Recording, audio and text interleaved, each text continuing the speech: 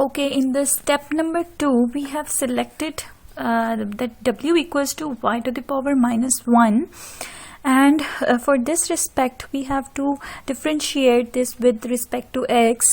dw by dx equals to d by dx of y to the power minus 1. So y can only be differentiated if we use the chain rule.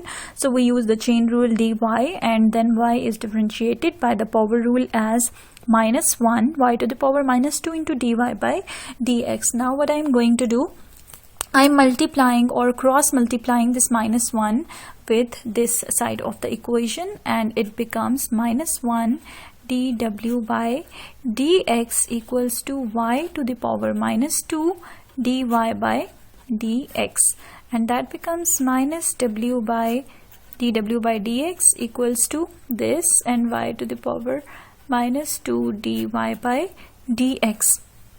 Now in step number 3,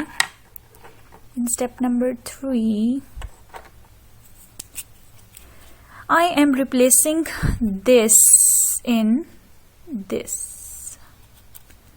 Okay, so when I am replacing this with this in I am writing here, so I am writing this in front of this. Okay, y to the power minus 2 dy by dx, and we are replacing here as minus dw by dx plus 1 by x. Y to the power minus 1 is w equals to x. Okay, minus dw by dx plus, multiply this with minus 1, so equation becomes minus 1 by x, this into minus x.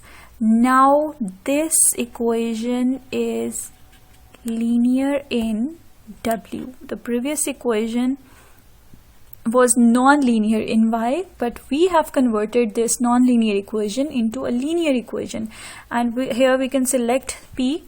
P of x is minus 1 by x, so integrating factor is mu of x is e to the power minus 1. P of x is minus 1 by x dx, so mu of x is minus 1 by x is integral of 1 by x is natural log of x, and with the property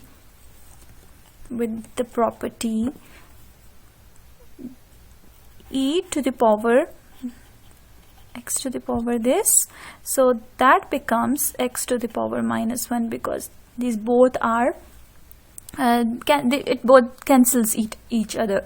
So mu of x here is x to the power minus 1, or we can say 1 by x. Now what we are going to do, we are multiplying this equation with this standard equation, and the standard equation here is equation b.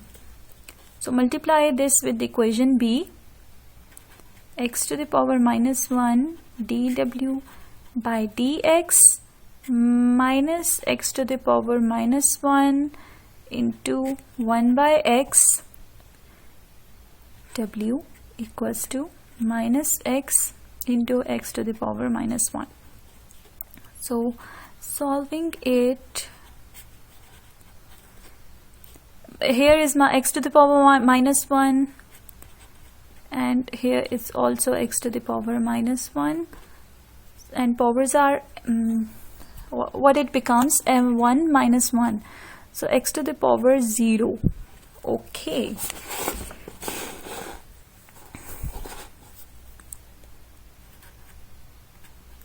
dw by dx minus x to the power minus 2 w equals to minus 1, and in the next step we are multiplying this dx on both sides, so that becomes dw minus this dx into w equals to minus dx. So step number 3, Step number 3 was a very technical step, and that was convert the expanded form into the compact form of the differential equation. Now you can see that first function is this. No, it is not a first function. This is a first function. Derivative of first function into second function as it is, plus derivative of second function. That is the second function here, x to the power minus 1, and derivative of this is minus x to the power minus 2 dx. So that is the derivative of second function and first function as it is. So this is the expanded form, and you have to write this in the compact form.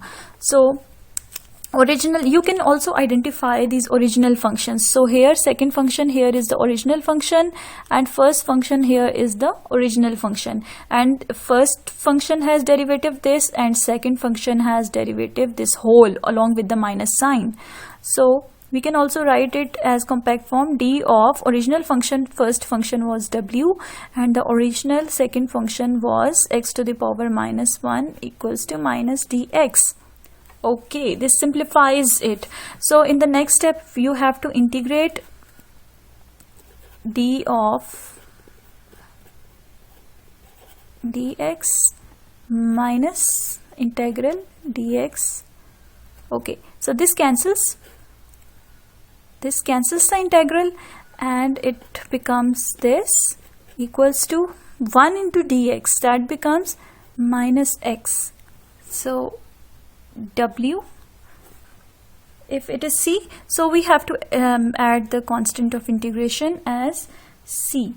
Okay, now what we do, we are writing it like this: w by x, and here minus x plus c. So w equals to, when x is multiplied, it becomes x minus x square plus cx. So this is the solution, and again what we have to do, we have to convert it into the y form.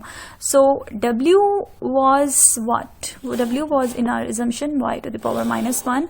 So we are writing it w as minus 1 equals to minus x square plus cx. So that means 1 by y. So y is 1 over the reciprocal, x square plus cx. Now this is the solution of that given that equation, Bernoulli's equation. I hope that you all understand. It's a very easy method. The basic purpose is to convert the non-linear Bernoulli's equation into a linear one by this kind of assumption, and you will get the solution y equals to f of x. Alright, if you have any questions, you can ask me, and thank you so much.